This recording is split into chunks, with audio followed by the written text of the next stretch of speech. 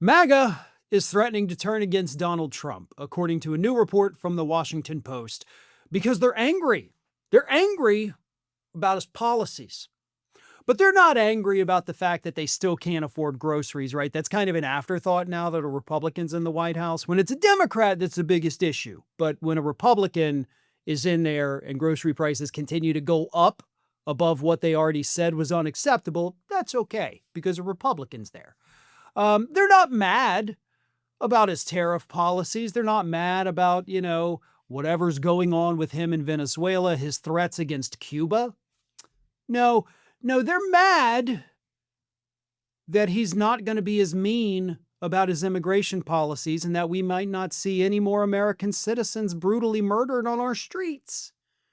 MAGA is threatening to withhold their support from Donald Trump and, of course, Republicans in the midterms if he pulls out of Minnesota.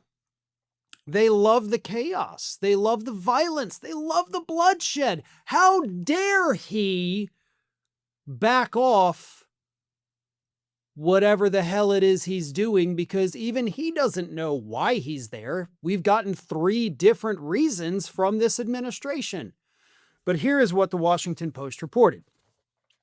60% of Republicans say they have a great deal or quite a lot of confidence in ICE, highlighting the gap between Trump's own party and independents and Democrats. And the president's sudden interest in cooperating with Waltz and Frey and his suggestions about going easy on longtime immigrant workers have amounted to a rug pull for the base in his rhetoric, per right-wing Rasmussen reports pollster Mark Mitchell.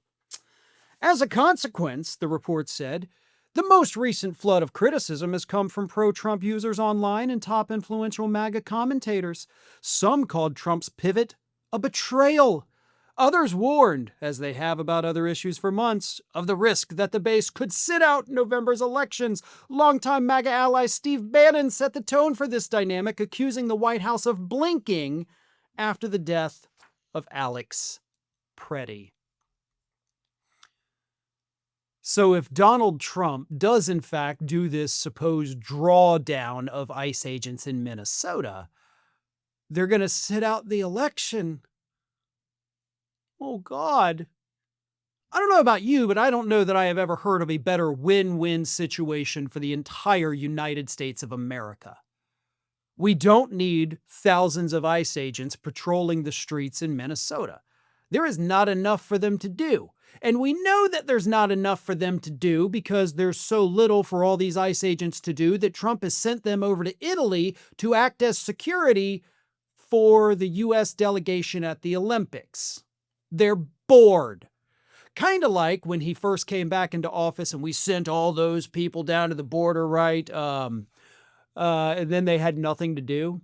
We had the National Guard folks going down to the border. This was before Trump even got into office. And interviews with those folks said, we have nothing to do. This so-called problem doesn't actually exist. And it's the same thing in Minnesota. So that's why you see videos where nobody's being arrested other than, protesters being pepper sprayed and, gas bombed and sometimes shot. But it's just ICE agents doing nothing. Like, you can't interfere with our business, as there's 30 ICE agents just standing there like fat lumps on a sidewalk. And now MAGA's saying if you take these fat, cancerous tumors out of Minnesota, we're going to sit out the midterms. Well, don't threaten us with a good time, buddies. I would love to see that happen. But I would also love for you idiots to explain to the entire world why you're so callous, heartless, and just downright fucking evil. Because that's what you are. Nothing is being accomplished in Minnesota. Not once have you idiots defending this pointed to statistics like, well, they got all these people right here, and this one was doing this bad stuff, and this one now, Nothing. You can't do that because it doesn't exist. But they instead insist that this is a success, insist that this is normal and good and proper. And yet, when pressed for any specifics or any details or any evidence, not a single human being on the right side of American politics, and I don't mean the correct side, I mean on the right, not one of them can provide any of that because it doesn't exist. Some comments going through here. Terry Allen Jr. says, voter ID situation must be scare at. Okay, unfortunate typo there because I'm not exactly sure. But yeah, the voter ID situation throughout the United States does have to be addressed. If Republicans insist on doing voter ID, as I've always said, that's fine. But voting is a right. You can't just take somebody's right away willy-nilly because they don't have cash. Therefore, if you institute voter ID, the government has to provide free of charge a photo ID for every single person in the United States. And if somebody is unable to leave their house due to, injury, disability, or whatever it is, then the government has a responsibility to go to that person's house, take their photo, and then hand deliver them their ID.